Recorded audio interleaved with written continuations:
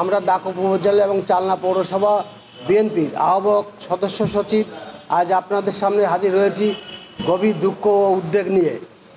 আপনারা নিশ্চয়ই অবগত আছেন যে গত 3 মে 2025 শনিবার খুলনা প্রেস ক্লাবে জনৈক হিরণময় মণ্ডল কর্তৃক অনুষ্ঠিত এক সংবাদ সম্মেলনে আমাদের রাজনৈতিক সংগঠনের উপজেলার আহ্বায়ক ও সদস্য সচিব, চালনা পৌরসভার আহ্বায়ক সদস্য সচিবের নাম উল্লেখ করে আন্তর্জাতিক খ্যাতিসম্পন্ন প্রতিষ্ঠান এভেনগার্ড শিপইয়ার্ডের বিরুদ্ধে ভিত্তিহীন, মিথ্যা ও কল্পনাপ্রসূত অভিযোগ উত্থাপন করা হয়েছে।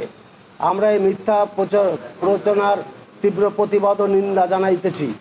উক্ত বক্তব্যে যে সকল অভিযোগ করা হয়েছে তা সম্পূর্ণরূপে উদ্দেশ্য প্রণোদিত, বিভ্রান্তিকর এবং আমাদের সুনাম ক্ষুণ্ণ করার অপচেষ্টা মাত্র। প্রিয় সাংবাদিক বন্ধুরা, 3 মে সংবাদ সম্মেলনের বক্তা একজন নিষিদ্ধ ঘোষিত ছাত্র সংগঠনের সক্রিয় সদস্য।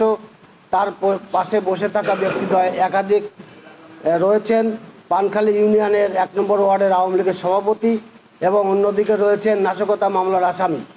তাদের বিরুদ্ধে চলমান মামলাগুলো থেকে রেহাই পাওয়ার জন্য কুচেষ্টায় একটি কুচক্রী মহলের ইন্ধনে এই অপপ্রচার চালানো হয়েছে বলে আমাদের দৃঢ় বিশ্বাস। বিশেষভাবে উল্লেখ্য 3 মে সংবাদ সম্মেলনে যেসব বক্তব্যে দাকো উপজেলা এবং চালনা পৌরসভার বিএনপির নাম জড়ানো হয়েছে সেগুলো সম্পূর্ণ অসত্য ও কাল্পনিক। আমাদের কোনো নেতাকর্মী উক্ত অপপ্রচারের সাথে জড়িত নয়। এভেনগার্ড শিপইয়ার্ডের কর্তৃপক্ষের পক্ষ থেকেও গতকাল 4 মে 2025 রবিবার দাকো উপজেলা প্রেস ক্লাবে এক সংবাদ সম্মেলনের মাধ্যমে এসব অভিযোগ অস্বীকার করা হয়েছে। এজিএম আবি আবদুল্লাহ স্পষ্টভাবে জানিয়েছেন প্রতিষ্ঠানটির সঙ্গে দাকো উপজেলা এবং চালনা বিএনপি ও অঙ্গ সংগঠনের বা তার সহযোগী সংগঠনের কোনো সম্পর্ক নেই।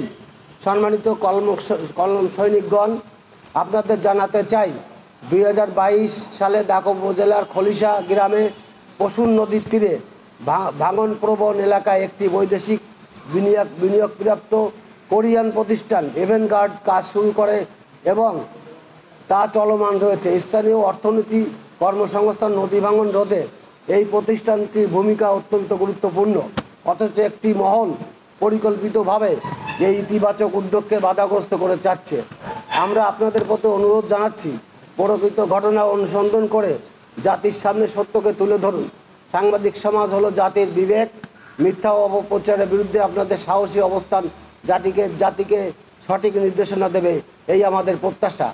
আমরা দাকো উপজেলা বিএনপির পক্ষ থেকে এই মিথ্যাচার ও চক্রান্তের বিরুদ্ধে কঠোর প্রতিবাদ জানাচ্ছি এবং সংশ্লিষ্ট প্রশাসনের প্রতি আহ্বান জানাচ্ছি যেন যথাযথ তদন্তের মাধ্যমে সত্য উদ্ঘাটন করে প্রয়োজনে আইনানুগ ব্যবস্থা গ্রহণ করবেন।